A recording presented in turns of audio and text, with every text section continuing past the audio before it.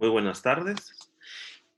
Para mí es un gran gusto el de poder compartir con ustedes este tiempo, reflexionando en torno a las medidas de protección y seguridad desde el punto de vista químico con relación a este lamentable problema que estamos viviendo todos y que nos lleva a reorientar y seguir aprendiendo con cada uno de los aspectos de seguridad.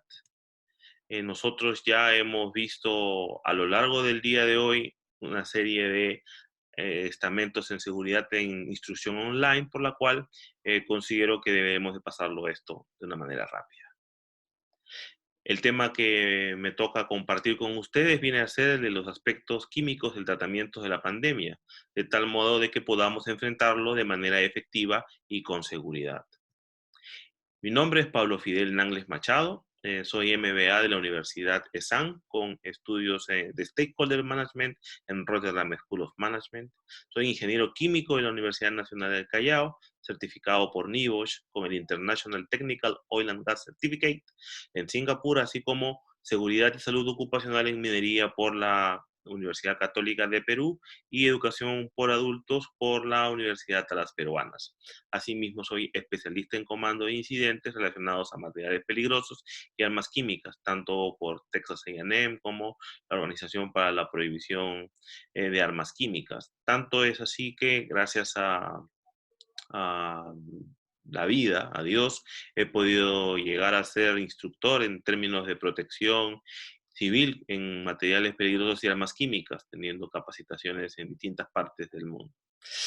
Tengo cierto tiempo, 18 y 12 años, trabajando o liderando ya operaciones de materiales peligrosos en distintas partes de Latinoamérica y 18 años en temas de seguridad y salud en el trabajo. Para mí, yo no me considero un rockstar, yo me considero más un fan de mi gente antes que un rockstar. Entonces, esa para mí es mi frase y la que la busco repetir en todos momentos porque se aprende mucho más escuchando y estando atentos a las cosas que suceden antes que creyendo que uno tiene la verdad sobre todo. Muy bien. Vamos entonces al grano. Mejor dicho, vamos al virus. ¿Qué viene a ser en sí el COVID-19? El COVID-19 es la abreviatura de nueva enfermedad o coronavirus disease SARS-2, que viene a ser un virus que tiene una cadena de ácido ribonucleico. Es súper importante que separemos la diferencia entre un virus y una bacteria. Cuando hablamos de un virus per se, estamos hablando de un material, de una partícula que tiene carga genética y que necesita alojarse en una célula con el fin de que al ingresar en ella el material genético que se encuentra dentro del virus, es decir, el ácido, el ADN o el ARN le ordena a la célula que empiece a desarrollar muchas copias de este virus con el fin de, bueno, propagar o generar la infección. Se le dice que es nuevo porque la fuente, al ser de un animal, la hace totalmente nueva para los seres humanos. Existen enfermedades similares. El coronavirus per se no es una enfermedad nueva o no es un virus nuevo, no es familia nueva, perdonen. Forma parte de una familia en la cual ya hemos tenido nosotros presencia, como es el SARS y el MERS, el H1N1, que ya no es conocido como la gripe española, el virus de insuficiencia adquirida, el ébola, la rabia, la herpes y la hepatitis C.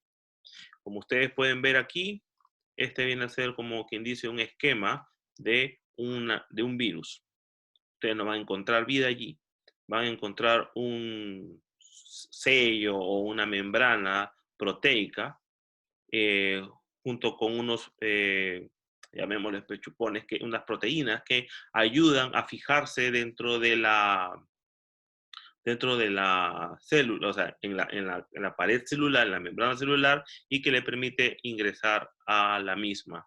Y esto que parece como un gusano viene a ser en sí el ARN o el ADN, en este caso un ARN.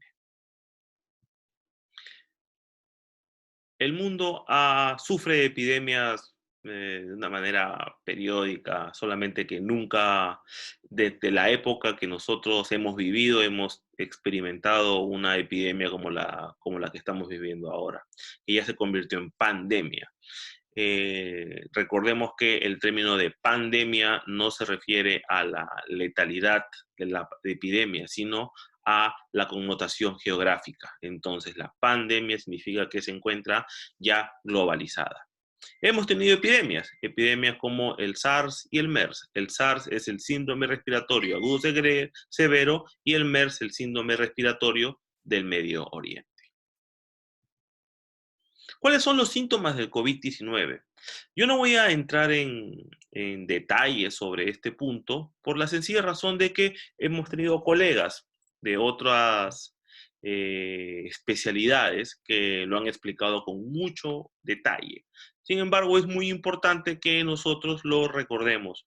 Las principales síntomas que se tienen vienen a ser fiebre, tos seca, fatiga, producción de flema y dificultad a la respiración, tanto como dolor muscular o a las articulaciones. Por eso que la fiebre, cuando se descubre, es un signo casi inequívoco de, junto con las demás, un signo inequívoco de que se puede estar infectado con este virus. ¿Cómo yo o cómo la OMS define los casos en los cuales podría tenerse una infección de COVID-19? Los casos vienen a ser, primero, un paciente que tenga una enfermedad respiratoria aguda, cualquiera de los signos o síntomas que lo dije anteriormente, y una historia de viajes o residencia en una localidad donde se reporte transmisión comunitaria de COVID durante los 14 días anteriores a la demostración de los síntomas. Ese es el primer caso. El segundo caso vendría a ser un paciente con cualquier enfermedad respiratoria aguda y que haya tenido un contacto con un probable o confirmado infectado de un caso de COVID en los últimos 14 días previos a la manifestación de los síntomas. O un paciente con una enfermedad respiratoria aguda, fiebre y al menos un signo de los síntomas que habíamos dicho anteriormente, y que requiera hospitalización. Sin embargo, esta hospitalización tiene una particularidad de que los síntomas no tienen una explicación definida. Entonces, eso de allí activaría las sospechas para que podamos decir de que la persona puede tener COVID-19. Esta información la encontramos en el link que se encuentra allí y que está disponible para todos ustedes. Algo que es importante es cómo nos contagiamos del COVID-19. ¿Cuál es la cinética de transmisión del COVID-19? Primero tenemos que establecer el contagio ocurre cuando el virus sale de una persona infectada. La persona tose o estornuda y es en ese momento que se produce la liberación del virus. El virus por sí solo no tiene medios para movilizarse. Lo que necesita es tener un medio, y el medio es el vapor o el agua o la secreción que nosotros eliminamos, bueno, el infectado elimina cuando estornuda o tose. Entonces, por medio de una eh, el propio hecho de estornudar o toser empieza a desplazarse por el aire. Sin embargo, esto de aquí cae. No es que permanezca en el aire, sino cae. Cae al piso, cae a una superficie, cae a una mesa, donde sea. Entonces, es súper importante entender que para que primariamente el virus pueda llegar a mí es porque porque estuve muy cerca a una persona y que pude estar en contacto con su eh, estornudo o con su tos. Ese viene a ser la infección primaria. Entonces, luego de eso, luego de que las han sido depositados sobre objetos o sobre superficies, Viene la segunda cosa importante, es que nosotros empezamos a tocar esa superficie. Nosotros tocamos, nosotros caminamos o lo que fuera. Y en algún momento nuestras manos que se encuentran contaminadas con lo que hemos tocado, con esa superficie, ese vaso, esa mesa, nos metemos la mano a la boca, nos metemos la mano, nos subamos el ojo, nos tocamos la cara y por ende transmitimos el virus desde nuestras manos hasta cualquier parte de la mucosa, de nuestras mucosas o de nuestras eh, fosas respiratorias o cualquier parte interna de nuestro organismo. El virus no tiene la capacidad de poder ingresar a través de nuestra piel. Necesita algo que le permita ingresar al organismo y en ese caso son nuestras manos. Entonces, nuestras manos pueden transmitirse abrazando, dando la mano, teniendo un contacto con la piel de otra persona y esa persona al tocarse la cara o al meterse la mano a la boca o al sobarse los ojos empieza a tener los problemas de la infección, con todas las connotaciones que nosotros ya conocemos. Frente a esto, la seguridad es una actitud, es una percepción. Hemos quedado o hemos establecido de que el, el virus no es un ser vivo, es un material inerte. Si fuera un ser vivo, podría moverse, podría tener una serie de elementos y tratamientos diferentes al virus. Entonces, si nosotros hablamos de bacterias, estamos hablando de un vibrio, un neumococo o muchas otras bacterias que nosotros ya conocemos y que tratamientos antibacteriales ya existen. En el caso del virus, normalmente el organismo es quien tiene que realizar todas esas actividades de aprendizaje de cómo eliminar el invasor, llamémoslo así. En muchos casos, lamentablemente, esta acción es muy fuerte y al ser fuerte se tiene o se corre el riesgo de que pueda dañar alguna parte de nuestro organismo, generando un daño colateral. Por favor, quiero incidir en que existe un montón de información y información que pueda ser buena, información que pueda ser mala, información que pueda ser falsa. ¿Por qué nosotros debemos de creer todo aquello que nos dicen? ¿Por qué nosotros debemos de creer todo aquello que se ha establecido? Pues no es así. En todo momento nosotros debemos de tener pensamiento crítico y poner en tela de juicio la información que nosotros recibimos. ¿Es buena? ¿Es mala? ¿Es verdad? ¿Es cierto? ¿Ha sido tergiversada o no? Frente a eso, lo más fácil que podemos hacer es googlear. Googleemos el título. Googleemos un pedazo de lo que hemos escuchado, de lo que hemos observado. ¿Por qué? Porque existen muchas personas que yo no encuentro la razón por la cual lo hacen. Sin embargo, lo hacen. Y la seguridad, o al ser la seguridad una percepción, eso implica que nosotros debemos de tener la capacidad de poder generar esa sensación de seguridad. Y no una sensación de incertidumbre, no una sensación en la cual me pone como si no estuvieran las cosas de manera correcta. Entonces, por favor, aprendamos a googlear, aprendamos a separar noticias verdaderas de falsas, noticias de que me sirvan o no. No compartamos todo aquello que recibes. Y como les digo, lo más importante es de que tengamos en cuenta de que en nuestras manos también está de que podamos compartir noticias de manera adecuada o no. Habiendo hablado de cómo el virus se contagia, es súper importante que entendamos las medidas de seguridad. Estamos hablando de contacto físico, estamos hablando de limpieza de manos, o lavado de manos, estamos hablando de limpieza y desinfección de ambientes, estamos hablando de detección y tratamiento temprano y por último, y muy importante también, los temas relacionados a la responsabilidad. Primero hablemos del contacto físico.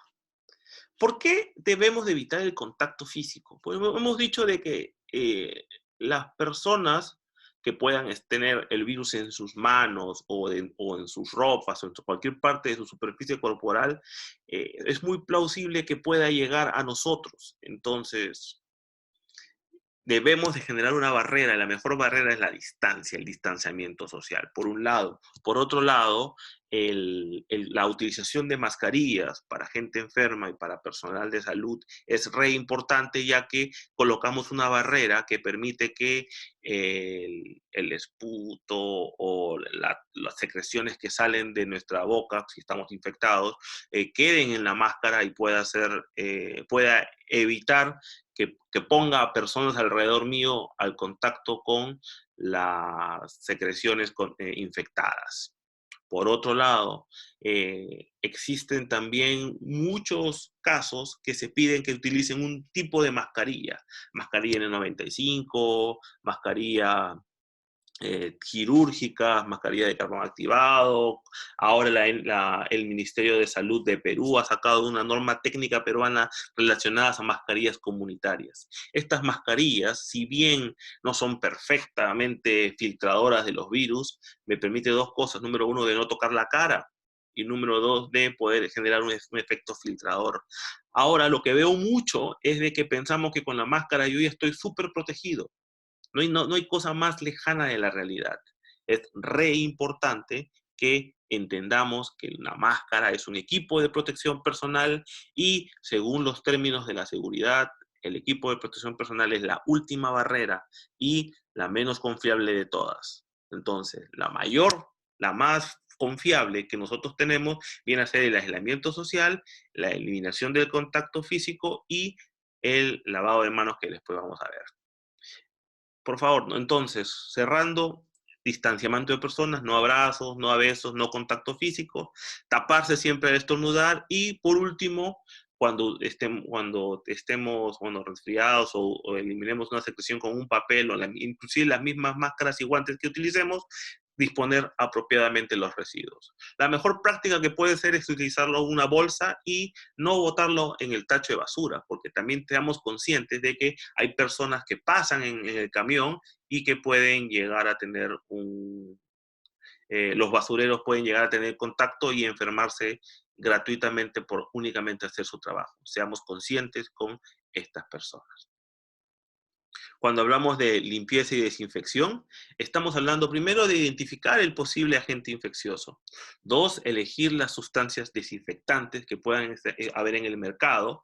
Tres, evitar las mezclas peligrosas, elegir el EPP adecuado y nuevamente la disposición de residuos.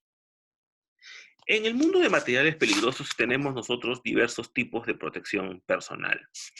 Vamos a establecer dentro de los 4 existentes 2 que nos pueden servir para el tema de desinfección y limpieza de ambientes contaminados o posibles ambientes contaminados. Por un lado tenemos el nivel B de protección, en la cual tenemos botas, overol, guantes, anteojos y protección respiratoria, que en este caso viene a ser el equipo de aire autocontenido. Para el nivel B, que es una protección contra salpicaduras, necesito tener equipo de aire autocontenido.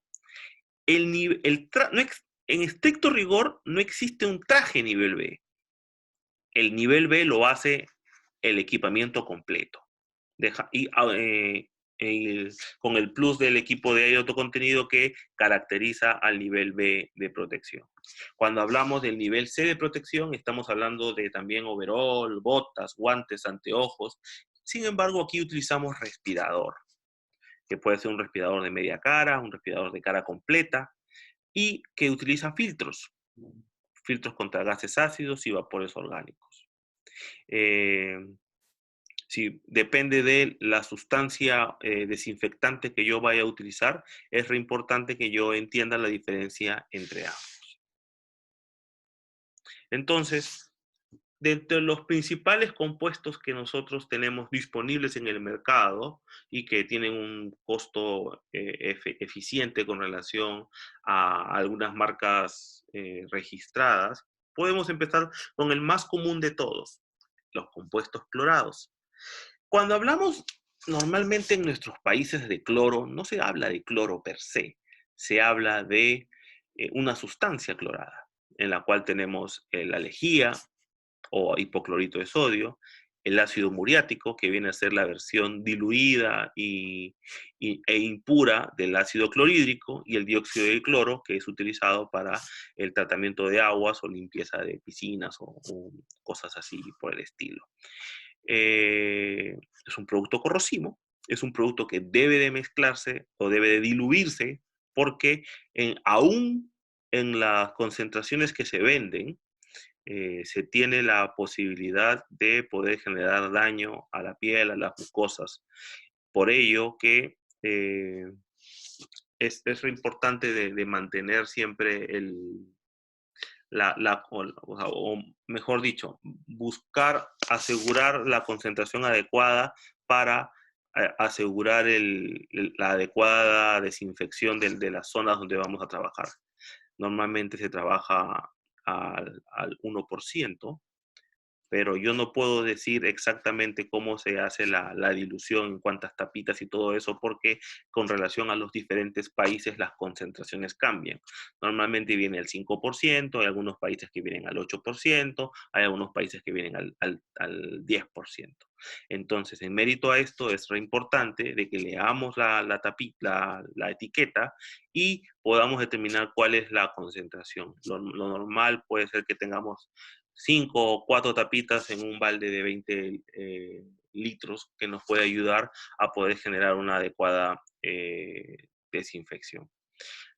Yo les pido constantemente de que en estos tiempos leamos las etiquetas. Es re importante que las etiquetas sean leídas porque hay mucha información que se encuentra allí y que está disponible para nosotros.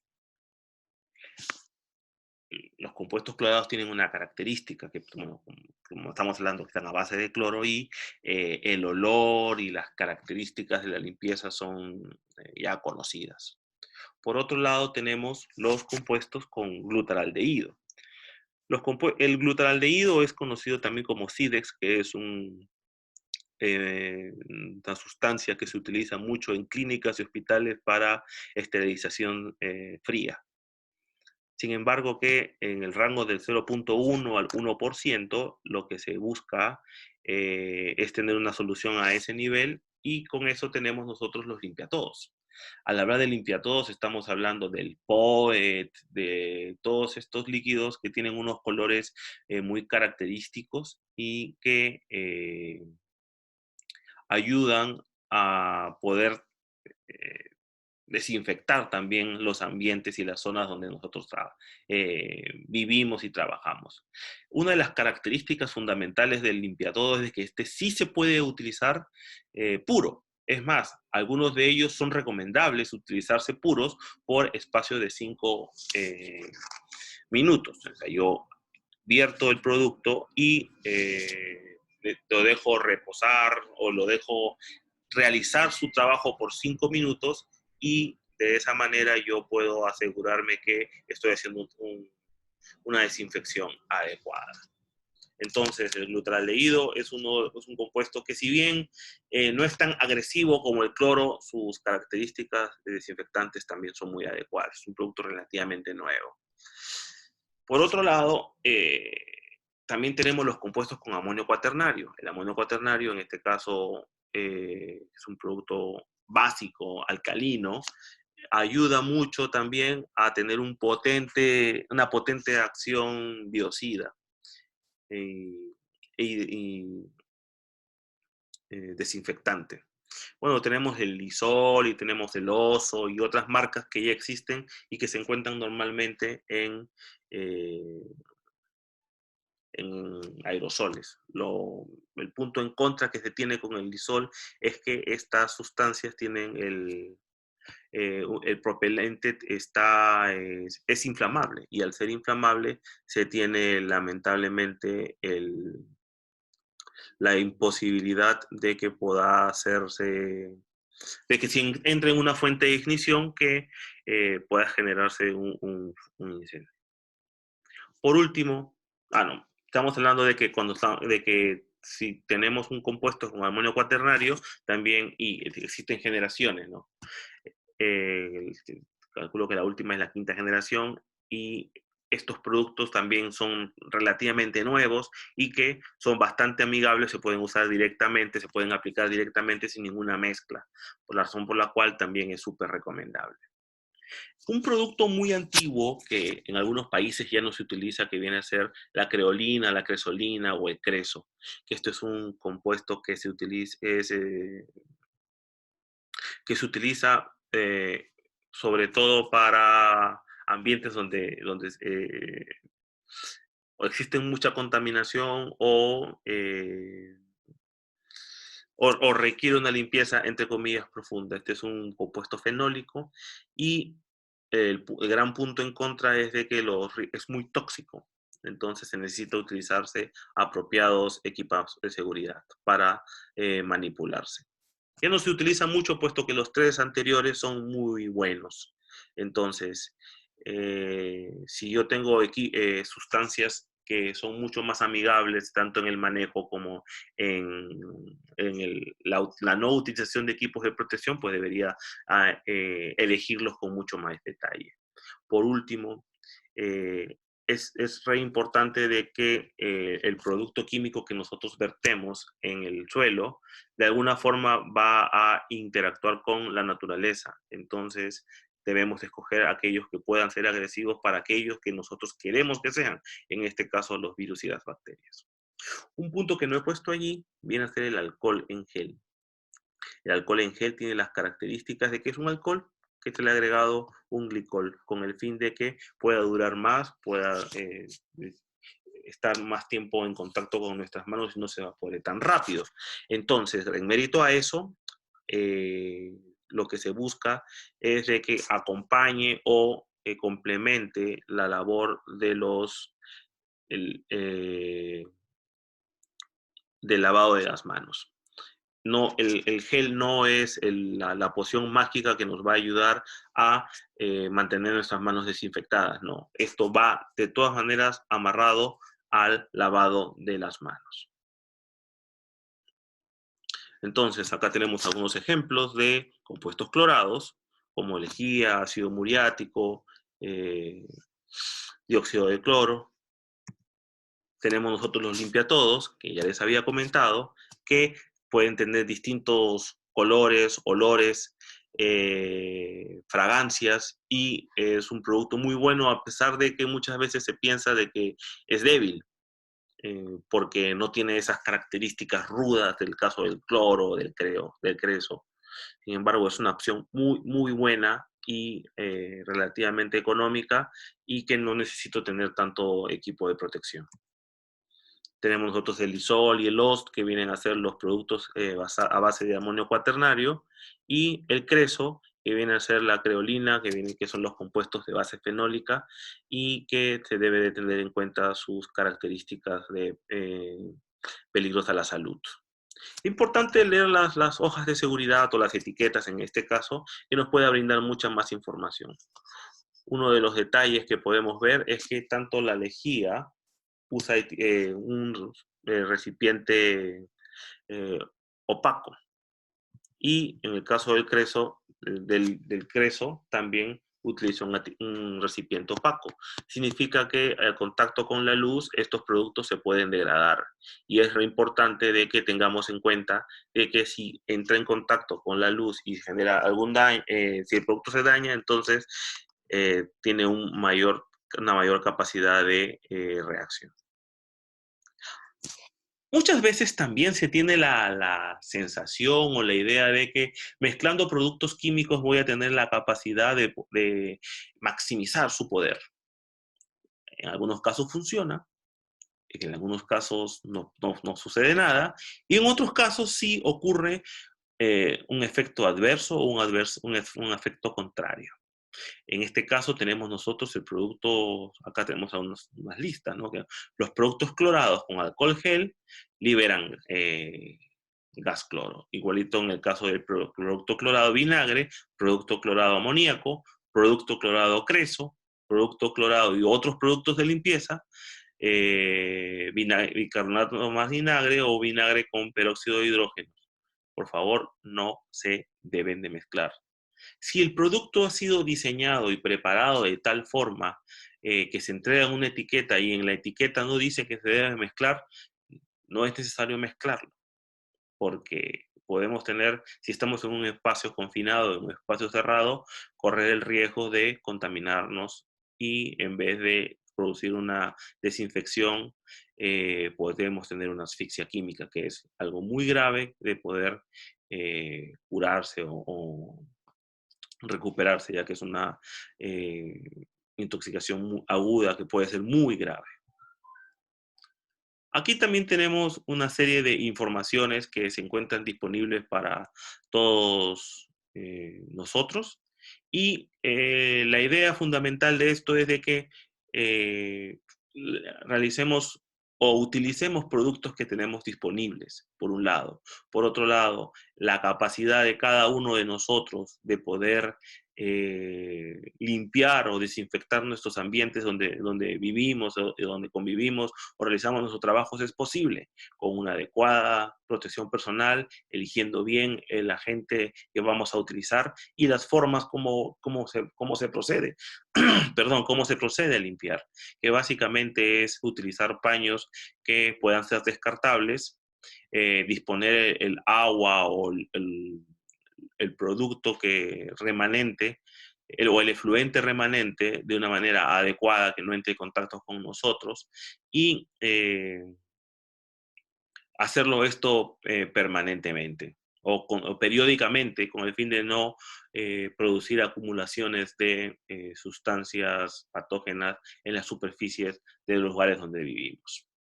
Para mí es un gran gusto el de poder estar con todos ustedes participando de esta campaña que Heriberto está realizando y siempre voy a estar muy contento y agradecido por esta oportunidad. Me pueden encontrar en mis redes sociales, yo soy Pablo Nangles, me dejan un mensaje y, o a través de Heriberto poder responder cualquier de las consultas que puedan tener. Esto para mí es un gran gusto y un gran aprendizaje, puesto que viene a ser mi incursión en redes sociales y le agradezco mucho toda su paciencia y disposición y estoy a su entera disposición. Estas son las redes sociales de el DED Lautaro Internacional, en la cual para mí me siento muy honrado de colaborar y sin más que decir, esto es hasta una próxima oportunidad. Muchas gracias, sí.